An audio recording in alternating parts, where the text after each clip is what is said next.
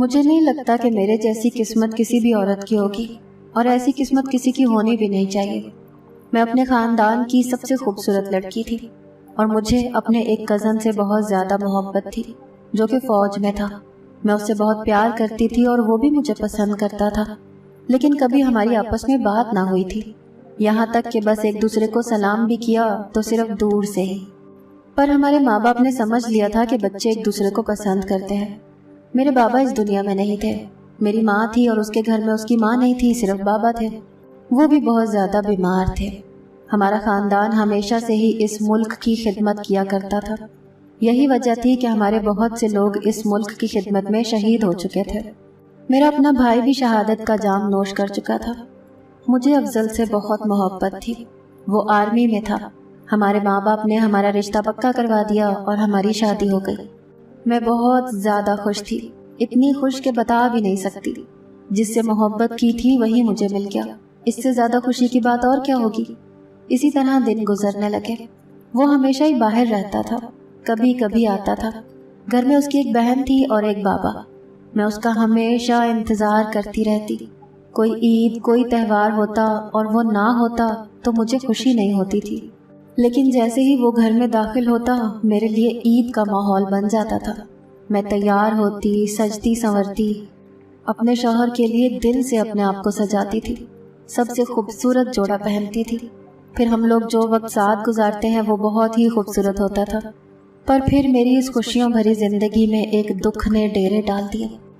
جب ہمیں پتہ چلا کہ افضل کسی آپریشن پر گیا تو تھا، لیکن وہاں سے واپس نہیں آیا۔ سب کا یہی کہنا تھا کہ وہ شہید ہو گیا ہے، لیکن اس کی لاش نہیں ملی تھی۔ پر ان لوگوں کا کہنا تھا کہ اس کی لاش کو تلاش بھی نہیں کر سکتے کیونکہ وہ برفانی پہاڑ تھے اور برف گر گئی تھی۔ اب اس کو تلاش کرنے کے لیے نہ جانے کتنے ٹن برف اٹھانی پڑے گی، اور ایسا تو کوئی بھی نہیں کر سکتا۔ اس طرح کی کہانی علاقے سے پہلے بھی منسوب تھی، اور مجھ جیسی عورتیں پہلے بھی تھی جن کے شوہر لاپتہ ہو گئے تھے، لیکن پھر ساری زندگی واپس نہ آئی۔ ظاہر ہے کہ ایک انسان کے اوپر برف کا پورا پہاڑ گر جائے گا تو اس کی لاش کو بھی تلاش کرنا کتنا مشکل ہے، اور یہ کام کرے گا بھی کون؟ مجھ پر تو غموں کے پہاڑ ٹوٹ پڑے تھے۔ میری زندگی سے ساری خوشیاں ختم ہو گئی تھی۔ میرا شوہر اس دنیا سے چلا گیا تھا۔ میری شادی کو صرف 1 سال ہوا تھا۔ اس 1 سال میں بھی وہ صرف 3 دفعہ مجھ سے ملنے آیا تھا۔ میرے لیے سب لوگ بہت دکھی تھے، لیکن میرا دکھ کوئی نہیں سمجھ سکتا تھا۔ یہ دکھ صرف میرا تھا۔ افضل کو تلاش کرنے کی بہت کوشش کی گئی، یہاں تک کہ اس کے بابا جو بستر مرگ پر پڑے تھے، اب انہوں نے بھی یہ کہنا شروع کر دیا تھا کہ اتنا ہی بتا دیں کہ میرا بیٹا مر گیا ہے یا نہیں۔ اگر مر گیا ہے تو ہم اس کے لیے فاتحہ پڑھ لیں، اور اگر نہیں تو پھر ہم اس کا انتظار کریں۔ لیکن ان لوگوں سے جب پتہ کیا تو انہوں نے کہا کہ وہ اس دنیا میں نہیں ہے، کیونکہ اگر ہوتا تو ہمیں مل جاتا، اور معذرت کے ساتھ، لیکن ہم اس کی لاش بھی نہیں ڈھونڈ پائیں گے۔ کوئی اپنا اس دنیا سے چلا جائے کتنا بڑا دکھ ہے، اور پھر آپ اس کو آخری دفعہ دیکھ بھی نہ پائیں، یہ اس سے بھی بڑا دکھ تھا۔ میری زندگی اسی طرح گزرنے لگی۔ میری ماں نے مجھے کہا کہ اب تیرا اس گھر میں کیا کام ہے، تو واپس آ جا۔ مجھے یہاں پر رہتے ہوئے 2 سال ہو گئے تھے۔ میں اس کے باپ کی خدمت کرتی تھی، اس کی بہن کے لیے کھانا پکاتی، گھر کو سنبھالتی تھی۔ وہ لوگ بھی میرا بہت شکر ادا کرتے تھے اور کہتے تھے کہ بیٹی تم چلی جاؤ، اگر تم نے کسی اور سے شادی کرنی ہے تو تم کر لو، لیکن میرا دل نہیں مانتا تھا۔ اسی طرح کرتے کراتے 5 سال گزر گئے۔ میری ماں ایک دن مجھے زبردستی مولوی صاحب کے پاس لے گئی، ان کو سارا مسئلہ بیان کیا۔ انہوں نے کہا کہ بیٹی اگر اس طرح کا کوئی معاملہ ہو کہ شوہر کی موت کا پکا پتہ نہ ہو تو 4 سال انتظار کرنے کے بعد عورت دوسرا نکاح کر سکتی ہے۔ میری ماں نے کہا کہ ہماری تو اکلوتی بیٹی ہے، تیرا باپ اس دنیا میں نہیں ہے، میں نے اس سے وعدہ کیا تھا کہ میں تجھے خوش رکھوں گی، تیری شادی اچھے گھر میں کراؤں گی، اسی لیے میں نے تیری شادی افضل سے کروائی تھی کیونکہ تو اس سے محبت کرتی تھی۔ میں چاہتی تھی کہ میری بیٹی کو اس کی محبت مل جائے، وہ اپنی محبت سے دور نہ رہے، لیکن اب 5 سال سے تجھے ایسے بیواؤں کی سی زندگی گزارتے ہوئے دیکھ کر میرے دل پر کیا گزر رہی ہے، اور تیرے باپ کی روح بھی تڑپ رہی ہوگی۔ بس تو دوسری شادی کر لے، افضل اب نہیں آئے گا۔ ارے پگلی 5 سال ہو گئے ہیں، کوئی بھلا 5 سال کے لیے بھی جاتا ہے کیا؟ میرے دل میں بھی یہ بات اب بیٹھنے لگی تھی کہ شاید وہ اس دنیا میں نہیں ہے، अगर वो इस दुनिया में होता तो वो ज़रूर आ जाता, लेकिन वो नहीं आया था। मेरी माँ ने मुझे अपनी जान के वास्ते दिए, मुझे रो रो कर दिखाया और कहा कि मेरी आखिरी ख्वाहिश समझकर ये बात मान ले। मेरे ससुर ने भी कहा कि बेटी तुम शादी कर लो, हमारा बेटा भी लगता है कि इस मुल्क पर कुर्बान हो गया है, हमें तो खुश होना चाहिए कि वो शहीद हुआ है। मैं रातों को उठ उठ कर रोती थी। मुझे अफजल ख्वाबों में आता था, वो मुझे यही कहता था कि तुम अपनी ज़िंदगी गुजारो, मैं वापस नहीं आऊँगा। अफजल के चाचू का एक बेटा था जो अफजल की उम्र का ही था और वो उधर ही काम करता था। मेरी माँ ने कसम खा ली थी, उन्होंने कहा था कि अपनी बेटी की शादी किसी और फौजी से नहीं करवाऊंगी, बल्कि किसी ऐसे इंसान से करवाऊंगी जो बस इधर ही कारोबार करता हो और हर पल मेरी बेटी के साथ रहे। उसका नाम जफर था। ये अफजल का बहुत अच्छा दोस्त भी था। दोनों एक दूसरे के लिए भाइयों से भी बढ़कर थे। बचपन में एक साथ खेले थे, मैं भी उनके साथ खेला करती थी। मैं उसको अच्छी तरह से जानती थी, अच्छा इंसान था। मेरी माँ ने मेरे रिश्ते की बात उससे की तो उसने फौरन हाँ कह दिया, क्योंकि वो भी अफजल की बेवा को सहारा देना चाहता था। उसकी नीयत बुरी नहीं थी, लेकिन मैं उससे शादी नहीं करना चाहती थी। ये तो अफजल का दोस्त था, मैंने उसके बारे में कभी ऐसा नहीं सोचा था और ये भी जानता था कि मैं अफजल से बहुत मोहब्बत करती थी। क्या ये बेवफाई नहीं थी? मेरी माँ ने कहा कि पागल, ये बेवफाई नहीं है, बेवफाई जिंदा लोगों के साथ होती है, मरे हुए के साथ भला कौन सी बेवफाई। मेरी माँ ने ज़बरदस्ती मेरी शादी करवा दी। मैं ये शादी अभी भी नहीं करना चाहती थी, लेकिन और कोई चारा नहीं था। मेरी माँ कहती थी कि मैं इस दुनिया से चली जाऊंगी तो तू अकेली रह जाएगी, मेरी रूह को भी सुकून नहीं मिलेगा। जफर से जब मेरी शादी हुई तो पहली रात ही उसने मुझे ये कहा था कि मुझे अफजल की मौत का बहुत दुख है, वो बहुत अच्छा इंसान था और मैं ये भी जानता हूँ कि तुम दोनों एक दूसरे से बहुत मोहब्बत करते थे। मैं उसकी जगह पर तो आ गया हूँ, लेकिन जब तक तुम्हारा दिल मुतमईन नहीं होता तो तुम जैसे हो रह सकती हो। मुझे जफर की ये बात बहुत अच्छी लगी। वो वक्त इसी तरह गुजरने लगा। वक्त के साथ साथ हम दोनों ने एक दूसरे को कबूल कर लिया था। मुझे भी एहसास होने लगा कि अब अफजल कभी वापस नहीं आएगा और मेरी ज़िंदगी जफर के साथ ही है। दिन इसी तरह गुजर रहे थे और पूरे 7 महीने गुजर गए। अब हम लोगों में वैसा ही ताल्लुक बन गया जैसा मेरा अफजल के साथ था। हम उसी तरह एक दूसरे से हंसी मजाक करने लगे, एक दूसरे को अपने दिल की बातें बताने लगे।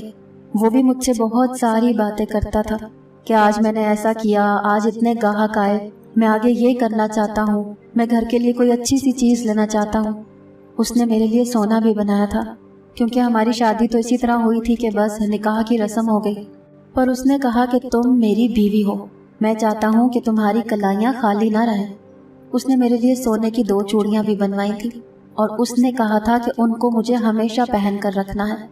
मुझे ऐसा लगने लगा था कि बस यही ज़िंदगी है, गुजर जाएगी, इसको अच्छे तरीके से जीना चाहिए। ऐसे भी लोग होते हैं जो ज़िंदगी से महरूम हो जाते हैं या जिनकी जीते जी ज़िंदगी बर्बाद हो जाती है। इसीलिए कभी भी किसी भी चीज़ की नाशुक्री नहीं करनी चाहिए। इंसान को बनाया ही ऐसा गया है कि वो कहीं भी एडजस्ट हो जाता है, अचानक से ही उसको सब्र आ जाता है, नई चीज़ों में जाकर वहीं का हो जाता है, नए लोगों के साथ भी रह लेता है। एक लड़की अपनी सारी ज़िंदगी एक घर में गुजारती है, लेकिन सिर्फ एक कागज़ पर दस्तखत करने से ही वो किसी पराये घर को अपना घर समझने लगती है और अगले ही दिन वो ये भी कहना शुरू कर देती है कि मैं अपने घर जा रही हूँ। इंसान को शायद इसी तरह बनाया गया है। मेरे दिल में भी अफजल जिंदा था, लेकिन अब मेरा शौहर जफर था और मुझे पता था कि अब मेरी ज़िंदगी उसी के साथ है। ये ज़िंदगी 4 दिन की है, गुजर ही जाएगी। एक दिन वो सुबह सुबह उठा तो बहुत खुश था। उसने कहा कि आज उसकी सालगिरह है और उसकी मेरे साथ ये पहली सालगिरह है, तो आज के दिन को वो खूब अच्छी तरह मनाएगा। मैंने कहा क्या करोगे? उसने कहा मैं अच्छा सा खाना लेकर आऊँगा, तुम्हें आज खाना पकाने की ज़रूरत नहीं है, तुम वही वाला जोड़ा पहन लेना जो तुमने निकाह वाले दिन पहना था, लेकिन उस दिन तुम अच्छे से तैयार नहीं हुई थी, इसीलिए आज अच्छे से तैयार हो जाना। मैंने लाल रंग का जोड़ा पहना तो था, लेकिन वो कोई इतना ज़्यादा अच्छा नहीं था, पर मेरे सारे कपड़ों में सबसे अच्छा था। मैंने कहा कि ठीक है। जब वो काम पर चला गया तो मैं तैयार होने लगी। आज मेरे चेहरे पर मुस्कुराहट थी।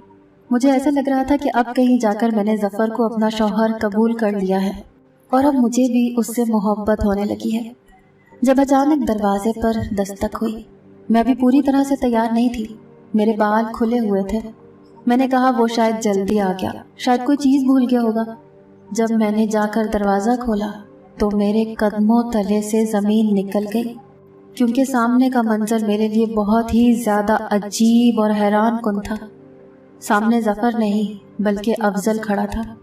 اس کی حالت دیکھ کر لگتا تھا کہ وہ بہت کمزور ہو چکا ہے، شاید بیمار رہا تھا یا کسی ایسی جگہ پر رہا تھا جہاں پر اسے ٹھیک سے کھانا نہیں ملا تھا۔ لیکن میں فوراً پہچان گئی کہ یہ تو افضل ہے۔ اس کی آنکھوں میں بھی آنسو تھے۔ ہم دونوں کی حالت ایک جیسی تھی۔ وہ میرے قریب بڑھا تو میں 2 قدم پیچھے ہٹ گئی۔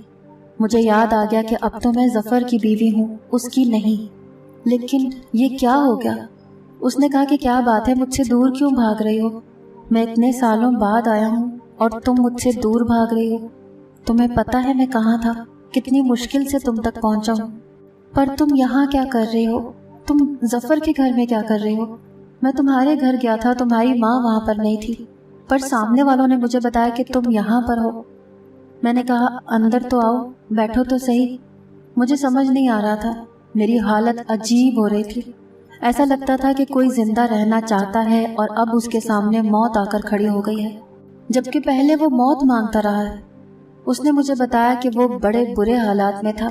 وہ ایک چھوٹے سے گاؤں میں پھنس گیا تھا جہاں پر لوگوں کو اس کی زبان بھی نہیں آتی تھی۔ اس کی حالت بہت بری تھی، اس کی نہ جانے کتنی ہڈیاں ٹوٹی ہوئی تھیں۔ انہی لوگوں نے اس کا علاج کیا اور پھر وہ وہیں پر رہنے لگا اور بڑی مشکل سے مجھ تک واپس پہنچا ہے۔ اس کے لیے سب کچھ ہی بہت زیادہ مشکل تھا۔ وہ پاکستان سے نکل کر کسی اور علاقے کی حدود میں چلا گیا تھا اور وہاں سے گھومتا ہوا، خود کو بچاتا ہوا وہ واپس پاکستان آیا تھا، کیونکہ وہ ایک فوجی تھا، اسے بہت مشکل کا سامنا تھا۔ آج وہ میرے سامنے بیٹھا تھا۔ جب اس نے اپنی کہانی سنائی تو میری آنکھوں میں بھی آنسو آ گئے۔ وہ پھر سے میرا ہاتھ پکڑنے کی کوشش کرنے لگا اور میں پیچھے ہٹ گئی۔ میں نے اسے پانی پلایا اور پوچھا کہ کیا کھائے گا، تو میں نے اس کے سامنے کھانا رکھ دیا۔ اس نے کہا کہ تمہیں کب سے یہ کھانا پسند آنے لگا؟ میں تو یہ سب نہیں کھاتا اور تم بھی نہیں کھاتی تھی جو میں نہیں کھاتا تھا، اب یہ تم نے کیا پکایا ہوا ہے؟ وہ مجھ سے نارمل طریقے سے بات کرنے کی کوشش کر رہا تھا، جبکہ وہ نارمل نہیں تھا، لیکن شاید اسے اس بات کا سکون تھا کہ وہ واپس گھر آ گیا۔ پر میں اسے کیا بتاتی کہ اب تو گھر اس کا تھا ہی نہیں۔ میں نے کہا کہ وہ بس ایسے ہی۔ اس نے کھانا کھایا تو کھانا کھاتے ہوئے بھی اس کی آنکھوں میں آنسو آ گئے۔ اس نے کہا کہ میں نے تمہیں بہت یاد کیا، ادھر آؤ، میرے پاس بیٹھو۔ جب میں نے انکار کیا تو وہ اچانک سے غصہ ہو گیا۔ اس نے کہا کہ میں اتنی دور سے آیا ہوں، اتنے سالوں بعد، اور تم میرے پاس بیٹھ بھی نہیں سکتی ہو۔ کیا ہو گیا ہے تمہیں؟ کیوں غیروں کی طرح پیش آ رہی ہو؟ کیا بھول گئی ہو مجھے؟ بھلا دیا ہے تم نے مجھے؟ یہ تو یاد رکھتی کہ میں تمہارا شوہر ہوں، تمہاری محبت نہیں جو تم مجھے بھول گئی ہو۔ میں تمہارا شوہر ہوں اور میرا تمہارے اوپر حق ہے، تمہیں میرے ساتھ آنا ہوگا۔ تم یہاں اس گھر میں کیا کر رہی ہو؟ ابھی وہ مجھ سے اتنے سارے سوال کر رہا تھا اور میرے پاس بولنے کے لیے کچھ نہیں تھا۔ جب ہی ظفر گھر میں داخل ہوا، اس کے ہاتھوں میں پھول تھے اور کافی ساری چیزیں تھیں۔ اس نے مجھے دیکھا اور جب افضل کو دیکھا تو وہ بھی حیران رہ گیا۔ افضل اس کے گلے لگا اور اس نے کہا، میرے دوست، میں نے تجھے بڑا یاد کیا، میں بڑی مشکل سے یہاں تک پہنچا ہوں۔ ظفر کا رویہ بھی میری طرح ہو گیا۔ تھوڑی دیر بعد میری ماں بھی وہاں پر آ گئی، کیونکہ اس کو بھی سامنے والوں نے بتا دیا تھا کہ افضل پوچھتا ہوا آیا تھا۔ وہ بھی افضل کا نام سن کر پریشان ہو گئی تھی کہ وہ کہاں سے آ گیا۔ اس کے گھر والوں کو بھی بتا دیا گیا تھا۔ وہ سب بہت خوش تھے، لیکن جب میرا معاملہ سامنے آیا تو ظفر کے ساتھ ساتھ افضل کے قدموں تلے سے بھی زمین نکل گئی۔ اس نے کہا کہ یہ میری بیوی ہے، میں اس کو اپنی بیوی چھوڑ کر گیا تھا، میں نے اس کو طلاق نہیں دی ہے، یہ کسی اور سے شادی کیسے کر سکتی ہے؟ افضل نے میری طرف دیکھا اور کہا کہ یہ تھی تمہاری محبت، بس اتنی سی محبت تھی۔ میں غائب کیا ہوا تم نے کسی اور سے نکاح کر لیا، اس کے ساتھ رہنے لگی۔ تم نے میرے ساتھ بے وفائی کی ہے، اپنا منہ کالا کیا ہے، میری عزت کا سودا کر دیا تم نے۔ میرے نکاح میں ہوتے ہوئے تم نے کسی اور کے ساتھ تعلق بنایا ہے، تم نے زنا کیا ہے، میں تمہیں کبھی بھی معاف نہیں کروں گا۔ مجھے نہیں پتا تھا کہ تم اس قسم کی لڑکی ہو، تم تو بڑی معصوم لگتی تھی۔ مجھے کہا تھا نا کہ میں تمہارا انتظار کروں گی، آخری سانس تک انتظار کروں گی، تو بس اتنا سا انتظار تھا، ختم ہو گیا۔ सब हिम्मत जवाब दे गई। मैं भी तो इतना दूर था, बुरे हालात में था, लेकिन हमेशा तुम्हें याद करता रहा। ये सोचकर हिम्मत की कि तुम्हारे पास वापस जाऊंगा, और सीधा तुम्हारे पास वापस आया। अपने घर जाने के बजाय तुम्हारे पास आया। अपने बाप को देखने के बजाय तुम्हें देखने की खुशी थी। और तुमने क्या किया मेरे साथ? मेरा मान तोड़ दिया। मैं ये सब कुछ सुन रही थी, मेरी आंखों में आंसू थे। मुझे तो खुद समझ नहीं आ रहा था कि मैं क्या करूं। अफजल चिल्ला कर सबको कह रहा था कि आप सबने ये कैसे होने दिया? ये मेरी बीवी थी, इसको किसी और से कैसे निकाह करने दिया? ये हमेशा मेरी बीवी रहेगी ना, इसके साथ मैंने निकाह किया है, आप सबकी मौजूदगी में किया था। उसने कहा कि गवाह थे आप लोग ये सब कैसे कर सकते हैं? ये मेरी बीवी रहेगी, चाहे मैं 10 साल बाद आऊं, चाहे मैं 15 साल बाद आऊं। तो मेरे ससुर ने कहा कि नहीं बेटा, ऐसा नहीं होता। उसी मुफ्ती को बुलाया जिसके पास मैं मसला पूछने के लिए गई थी। उसने कहा कि अगर 4 साल तक मुसलसल शौहर लापता रहे तो औरत दूसरी शादी कर सकती है, इसीलिए तुम्हारी बीवी ने कोई गैर शरई काम नहीं किया है। मुफ्ती साहब ने कहा कि ये बच्ची मेरे पास मसला पूछने के लिए आई थी और मैंने ही इसको ये मसला बताया था। इसकी माँ इसकी शादी के लिए फिक्रमंद थी, इसने जो भी किया बिल्कुल ठीक किया। अफजल ने कहा कि क्या ठीक किया? मेरा क्या? मैंने तो इसको तलाक नहीं दी, फिर ये किसी और के साथ शादी कैसे कर सकती है? मुफ्ती ने कहा कि हाँ, एक बात यहाँ पर बहुत अहम है कि अगर शौहर 4 साल के लिए दूर रहे तो बीवी किसी और से शादी कर सकती है, लेकिन जब 4 साल के बाद दूसरा शौहर वापस आ जाए तो बीवी उसी के निकाह में जाएगी, यानी पहले शौहर के साथ रहेगी और उसका दूसरे शौहर के साथ निकाह मनसूख हो जाएगा।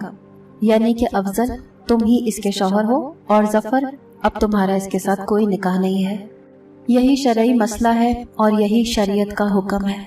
जब ये बात मुफ्ती साहब ने बताई तो अफजल के चेहरे पर एक सुकून आ गया, लेकिन जफर की हालत गैर होने लगी। उसने कहा कि मुझे किस बात की सजा मिली?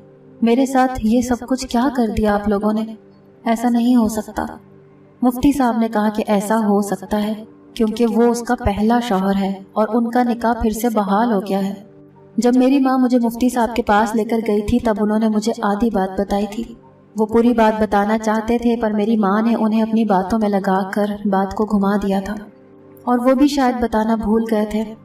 काश उन्होंने उस वक्त मुझे पूरी बात बताई होती, लेकिन अफजल के वापस आने का कोई इम्कान नहीं था। ये सब जानते हैं, पूरा गाँव जानता था। उसके अपने बाप ने मुझे इजाज़त दी थी कि मैं निकाह कर सकती हूँ।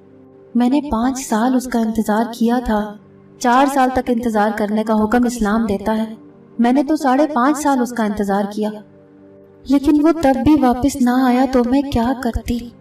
अफजल ने मुझे कहा कि जो हो गया सो हो गया, मैं उसे भूल जाने को तैयार हूँ, तुम्हें माफ़ करने को तैयार हूँ, क्योंकि तुम ज़रूर परेशान हो गई होगी, लेकिन अब तुम मेरे घर चलो और दोबारा इस आदमी का नाम भी नहीं लोगी।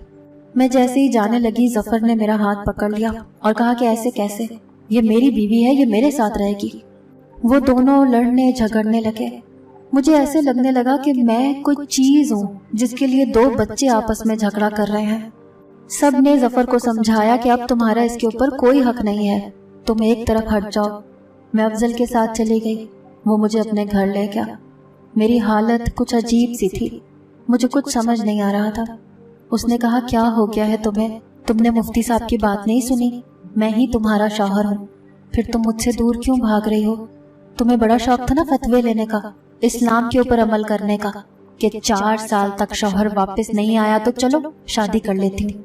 लेकिन अब इस्लाम का पता चल गया ना तुम्हें कि अब मैं वापस आ गया हूँ, तो मैं ही तुम्हारा शौहर हूँ। अब उस इंसान को अपने दिल से निकाल दो। वो एक सांप है जिसने अपने ही दोस्त की बीवी के साथ शादी की। कहने को मेरा भाई, मेरा कजन, मेरा सब कुछ था, मेरे लिए भाइयों से भी बढ़ के था। मैंने उसे कभी कजन नहीं समझा था, हमेशा भाई समझा था। लेकिन उसने जो किया शायद वही कर सकता था, क्योंकि जो लोग हमारे सबसे ज्यादा करीब होते हैं हमारे साथ वही धोखा करते हैं। मैं अफजल के साथ रहने लगी। उसका रवैया मेरे साथ कुछ अजीब सा था। वो बहुत ज्यादा चिड़चिड़ा हो गया था, क्योंकि वो इतने सारे हालात काट कर आया था कि वो पहले जैसा नहीं रहा था। उसकी बातों में तंज था, उसके लहजे में जहर था। उसे मुझ पर गुस्सा था। उसके अंदर की मर्दानगी ठाठे मार रही थी। जाहिर है कि उसके लिए ये सब कुछ बहुत मुश्किल था। मैं समझ सकती थी, लेकिन आहिस्ता आहिस्ता वो ठीक होने लगा। उसके दिल में मेरी मोहब्बत जागने लगी। उधर जफर बार बार मुझसे मिलने की कोशिश करता था, मुझे फ़ोन करता था, लेकिन अफजल ने मेरा फ़ोन ही तोड़ दिया। अब इसमें मेरी क्या गलती थी? मैं उससे कोई राब्ता नहीं करना चाहती थी, क्योंकि अगर मुफ्ती साहब की बात ठीक थी तो फिर अफजल ही मेरा शौहर था। मुझे किसी और के साथ राब्ते में नहीं रहना चाहिए था। मैं सारी सारी रात रोती थी, ये सोचती थी कि मेरी ज़िंदगी को तो अजाब बना दिया गया। ये सब कुछ मेरी माँ ने किया था। मैं किसी और से शादी नहीं करना चाहती थी, मुझे मेरे हाल पर छोड़ देती। अफजल वापस आता या ना आता, मुझे किसी और से शादी नहीं करनी थी। लेकिन जिस दिन सारा कुछ ठीक होने लगा, उसी दिन सारा कुछ फिर से ख़राब हो गया था। अब मैं क्या कर सकती थी? मैं अफजल के साथ 3 महीने रही। जब एक दिन जफर घर आ गया, उसने कहा मुझे मेरी बीवी वापस करो। उसकी हालत अजीब सी थी, वो बहुत दुखी लग रहा था। शायद उसने अपने आप को ख़त्म करने की कोशिश भी की थी। उसने ठीक से खाना नहीं खाया था, उसका घर सूना हो गया था। मेरे बगैर वो नहीं रह सकता था। उसने अपनी ज़ुबान से कहा था कि उसे मेरी आदत हो गई है। मैं तो बाहर ही नहीं आई। मुझे अफजल ने कहा कि कोई ज़रूरत नहीं है तुम्हें बाहर आने की। बाहर झगड़ा होने लगा, लड़ाई होने लगी। फिर से मुफ्ती साहब को बुला लिया गया। उन्होंने जफर को समझाया कि अब तुम इनके साथ आना जाना भी नहीं रख सकते और तुम्हारा यहाँ पर कोई काम नहीं है, तुम चले जाओ यहाँ से। लेकिन वो मानने को तैयार नहीं था। वो लोग बुरी तरह लड़ रहे थे। जब अचानक से मेरी तबीयत खराब हो गई, जब मुझे डॉक्टर के पास ले जाया गया तो डॉक्टर ने कहा कि मैं माँ बनने वाली हूँ। मेरे लिए ये बात भी बहुत बड़ी मुसीबत से कम नहीं थी, जबकि माँ बनना हर औरत का ख्वाब होता है।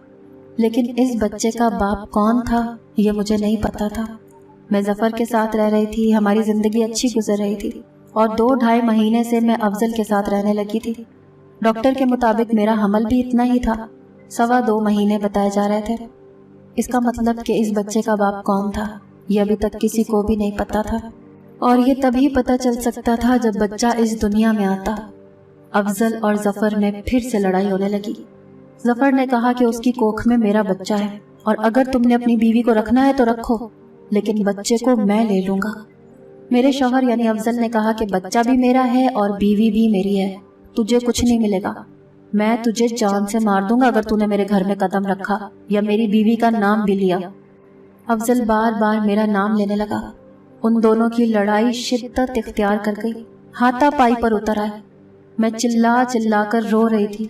मुझे ऐसा लग रहा था जैसे ये सब कुछ मेरी वजह से हुआ है।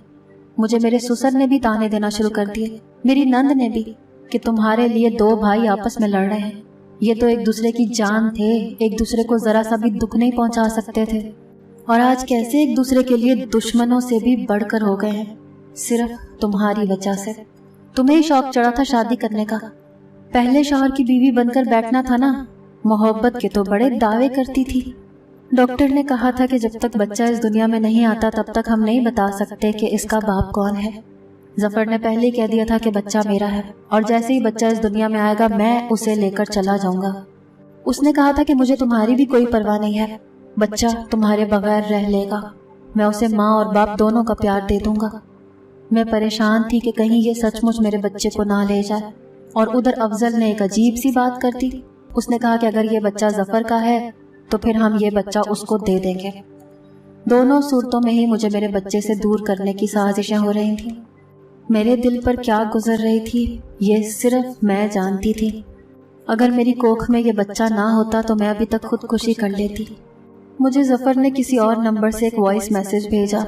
उसने कहा कि मुझे अब तुम पर कोई भरोसा नहीं है और तुम मुझे अपनी ज़िंदगी में वापस नहीं चाहिए हो, लेकिन अपना बच्चा मैं तुम्हारे पास नहीं रहने दूंगा, ये बात याद रखना। और मैंने अफजल को भी किसी से फ़ोन पर बात करते हुए सुना कि वो मेरी बीवी है, मैं उसको नहीं छोड़ सकता, उससे बहुत मोहब्बत करता हूँ, लेकिन अगर उसकी कोख में उस इंसान का बच्चा है तो मैं उस बच्चे को अपने घर में नहीं रहने दूंगा। मुझे समझ नहीं आ रही थी कि मैं क्या करूं। मेरे अंदर मेरा बच्चा था और मैं अब एक माँ बन चुकी थी। मैं उन दोनों की बीवी बनकर नहीं बल्कि उस बच्चे की माँ बनकर सोच रही थी। आखिर वो वक्त आ गया जब उस बच्चे ने पैदा होना था। और उसी टाइम टेस्ट करके ये पता भी लगा सकते थे कि इसका बाप कौन है। लेकिन जब मेरा आखिरी वक्त आया तो मेरी तबीयत बहुत ज़्यादा ख़राब हो गई। डॉक्टर्स ने कहा कि कुछ गड़बड़ लग रही है, हमें ऑपरेशन करना पड़ेगा। जब ऑपरेशन करके मेरे बच्चे को पैदा किया गया तो डॉक्टर की चीखें निकल गईं, क्योंकि मेरे बच्चे को पैदाइशी तौर पर एक जिल्द की बीमारी थी, जिसकी वजह से वो बहुत ही ज़्यादा अजीब लग रहा था। ऐसा लगता था कि इंसान का बच्चा नहीं है। उसकी जिल्द बहुत ही अजीब तरह की थी, जैसे कोई दरख्त होता है। उसको जो कोई भी देखता था उसकी आंखों में आंसू आते थे, वो कानों को हाथ लगाने लगता। मेरा क्या कसूर था? क्या ये मेरी सज़ा थी? लेकिन मैंने तो ऐसा वैसा कुछ नहीं किया था। दरअसल ये उन दोनों की सज़ा थी जो इस बच्चे के ऊपर अपनी अना का खेल खेल रहे थे। कोई उसको मुझसे छीन लेना चाहता था तो कोई उसको रखना नहीं चाहता था। रिपोर्ट के मुताबिक ये बच्चा जफर का था, लेकिन उसने इस बच्चे को लेने से इनकार कर दिया और अफजल ने कहा कि वो भी उसको नहीं पालेगा। जफर तो हमेशा के लिए ही मंजर से गायब हो गया, क्योंकि उसे सिर्फ अपने बच्चे तक ही मुझसे मतलब था। लेकिन जब मैंने अफजल को कहा कि मैं इस बच्चे को पालना चाहती हूँ, तो उसने कहा कि फिर तो मैं तुम्हें अपने साथ नहीं रख सकता। तो मैंने कहा कि ठीक है, तुम मुझे छोड़ दो। उसने कहा ताकि तुम जफर के पास चली जाओ। मैंने कहा कि तुम कभी भी ऐसे इंसान नहीं थे, तुम्हें याद है हमने एक दूसरे से मोहब्बत की थी। उसने कहा कि अगर तुम्हें वो मोहब्बत याद होती तो तुम उसके साथ कभी शादी नहीं करती। तुम मेरे दिल से उतर गई हो। मैंने कहा तुम भी मेरे दिल से उतर गए हो, और अगर तुम्हें मेरे साथ नहीं रहना तो बेशक मुझे छोड़ सकते हो। अफजल ने मुझे तलाक दे दी। मैं वापस अपनी माँ के घर आ गई। अब मैं उस बच्चे को पालती हूँ। दुनिया वाले उसके बारे में जो भी बोलते रहे, लेकिन मेरे लिए तो ये मेरी औलाद है। मेरे लिए मेरी जान से प्यारा है मेरा बेटा। मैं हमेशा उसका ख्याल रखूंगी। डॉक्टर कहते हैं कि ऐसे बच्चों की उम्र ज़्यादा नहीं होती, लेकिन मेरा बेटा मेरे पास रहेगा। मैं उसका इतना ख्याल रखूंगी कि उसको कभी कुछ नहीं होगा। बस अब यही मेरी ज़िंदगी का मकसद है। कभी कभी सोचती हूँ कि इस सब में मेरी गलती क्या थी, मेरा क्या कसूर था।